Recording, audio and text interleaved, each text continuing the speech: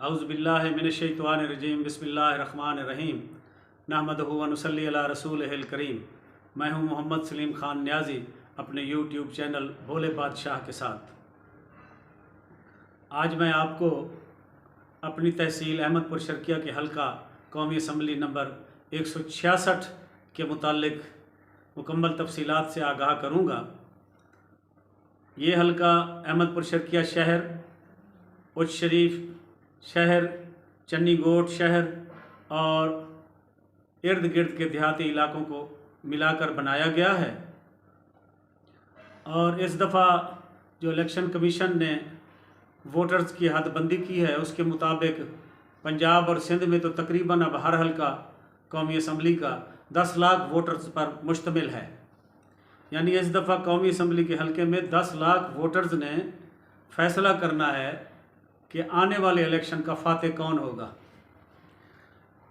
इस वक्त जो सियासी सूरत हाल है आज की तारीख तक, आज यानी अक्टूबर की 15 तारीख है, आज की तारीख तक जो सियासी सूरत हाल है, कौमी असम्बली के जो उम्मीदवार इस वक्त मैदान में हैं और लोगों को मुलाकातों में आमादा कर रहे हैं कि उन्हें वोट दिया जाए, उनमें मखदूम सैयद अली हसन गिलानी जिनका ताल्लुक़ पाकिस्तान पीपल्स पार्टी से है, मखदूम सैयद समीउल हसन गिलानी जो पहले पाकिस्तान तहरीक इंसाफ की तरफ से मुंतखब हुए थे और बाद में उन्होंने अपनी वफ़ादारियाँ तब्दील कर लीं। अब सुनने में यही आ रहा है और लगता भी यही है कि पाकिस्तान मुस्लिम लीग नून का टिकट उनको मिलेगा। तीसरे नंबर पर आने वाले दिनों में अमीर ऑफ बहावलपुर बनेंगे नवाब सलाहुद्दीन अब्बासी के बेटे नवाब बहावल अब्बासी। वो भी कौमी असम्बली के उम्मीदवार हैं, पिछली दफ़ा वो हार गए थे। और पाकिस्तान तहरीक लब्बैक इसकी तरफ से भी यकीनन कौमी असम्बली का कोई ना कोई उम्मीदवार मैदान में ज़रूर आएगा।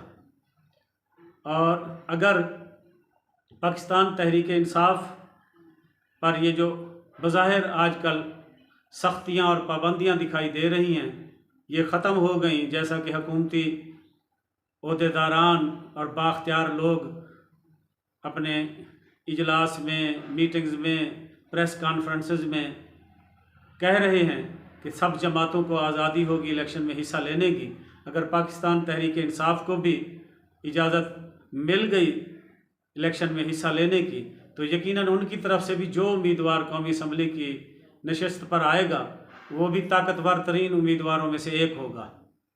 लेकिन आज के दिन तक, क्योंकि आज के दिन तक कौमी असम्बली के उम्मीदवार के लिए पाकिस्तान तहरीक इंसाफ की तरफ से किसी शख्सियत का नाम मैदान में नहीं है। लेकिन ये भी एक हकीकत है कि पूरे मुल्क की जो गालिब अक्सरियत है लोगों की वो इस वक्त इमरान खान के साथ खड़ी है और पाकिस्तान तहरीक इंसाफ को वोट देना चाहती है।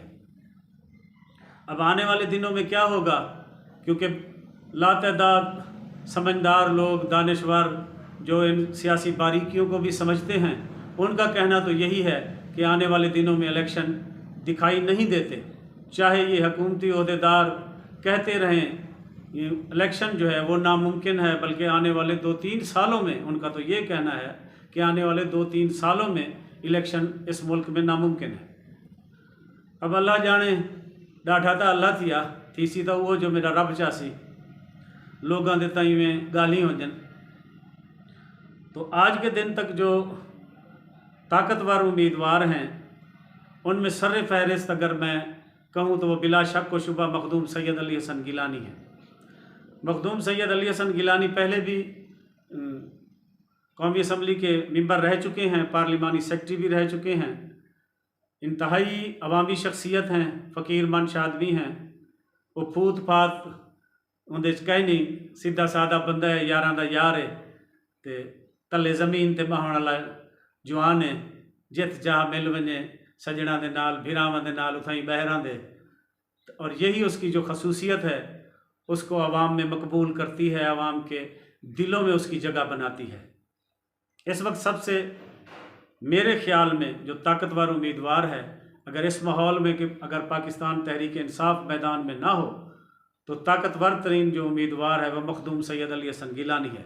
अगरचे उनका ताल्लुक़ पाकिस्तान पीपल्स पार्टी से है, और पीपल्स पार्टी के जहाँ तक वोटों का ताल्लुक़ है तो मेरे ख़्याल में इस हलके में पीपल्स पार्टी के वोट ना होने के बराबर हैं।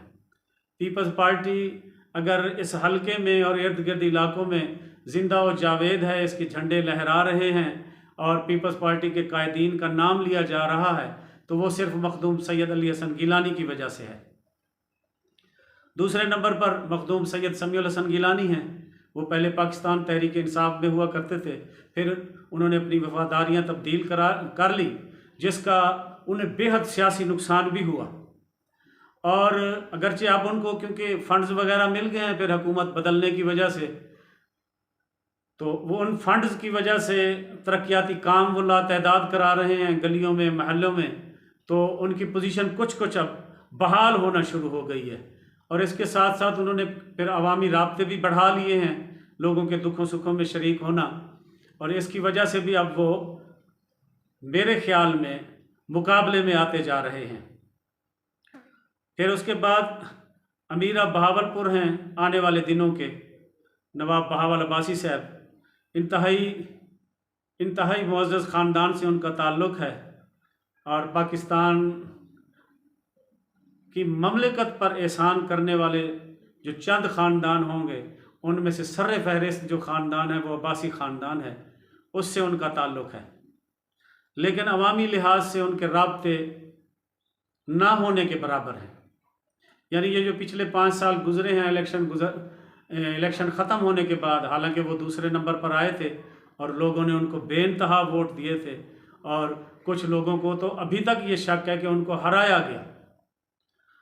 लेकिन मैं इस मौजू पर बात नहीं करता, उनकी हार जीत पर बहरहाल वो हार गए थे और दूसरे नंबर थे। लोगों ने बेइंतहा उनके लिए मोहब्बत का इजहार किया था, और जज्बाती मनाजिर उस वक्त देखने में आए जब उनकी हार का ऐलान हुआ तो लोगों ने मोटरवे बंद कर दी और कई घंटे तक उन्होंने रोड को बंद रखा।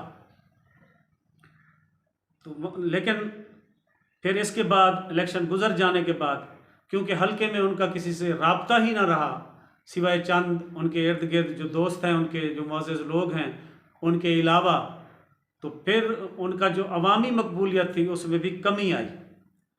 और हाल ही में जब उन्होंने तहरीक इंसाफ को छोड़ने का ऐलान किया तो उससे भी तहरीक इंसाफ से मोहब्बत करने वालों को, और जो फिर जुड़ रहे थे तहरीक इंसाफ की वजह से बहावल अब्बासी के साथ, उनको भी इंतहाई मायूसी हुई, जिसकी वजह से मेरे हिसाब से उनकी सियासी पोजीशन को काफ़ी नुकसान पहुंचा है।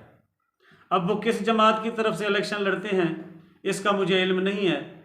अगर वो अपनी ही जो उनके वालिद साहब की बनाई हुई एक जमात है सूबा बहावलपुर के नाम पर, मुझे अब उसका नाम याद नहीं आ रहा, शायद हाँ सादिक दोस्त ग्रुप भी उसको कहते हैं, गाड़ा निशान है, सारी ज़बान ज़्यादा ना, गाड़ा बैलगाड़ी निशान है उसका, शायद उस पर वो इलेक्शन लड़ें या किसी और जमात में शमूलियत इख्तियार करें, ये आने वाले दिनों में पता चल जाएगा।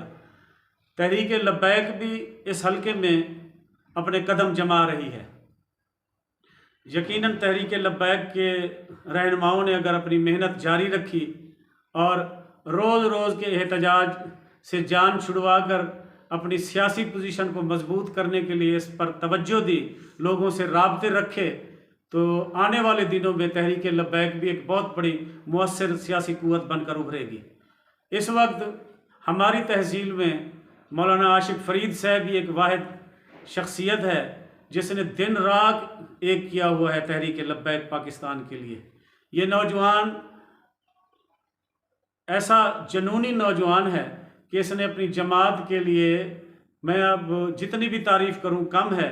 अगर तहरीक लब्बैक पाकिस्तान इस हलके में है सियासी तौर पर तो वो मौलाना आशिक फ़रीद साहब की वजह से है, और ये यकीनन आने वाले दिनों में जब इलेक्शन का मौका आएगा तो मजहबी हवाले से और सियासी हवाले से भी ये अच्छे खासे वोट ये जमात भी हासिल करेगी। अब इसकी तरफ से इलेक्शन कौन लड़ता है ये आने वाले दिनों में पता चलेगा। हल्का नंबर 166 की सूरत हाल वाज़े तो यकीनन उसी वक्त होगी जब लोगों को निशान मिलेंगे और ख़ास तौर पर यह पता चलेगा कि पाकिस्तान तहरीक इंसाफ को भी इलेक्शन लड़ने का मौका मिलता है या नहीं।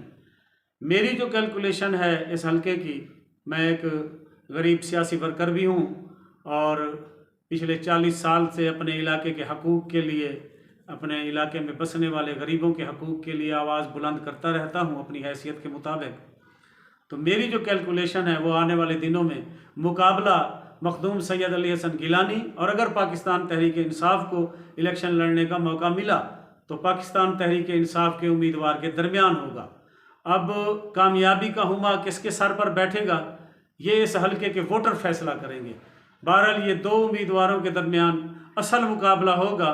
दूसरे उम्मीदवार भी मुकाबले में होंगे, यकीनन मखदूम सैयद अली समीउल हसन गिलानी भी जो पाकिस्तान मुस्लिम लीग नून के उम्मीदवार हैं वो भी अच्छे खासे वोट लेंगे, लेकिन जो 19-20 18-20 वाला मुकाबला होगा वो मखदूम सैयद अली हसन गिलानी और पाकिस्तान तहरीक इंसाफ के उम्मीदवार में होगा। अल्लाह सोना तो सलामत रखे, अल्लाह सोना तो सलामत रखे।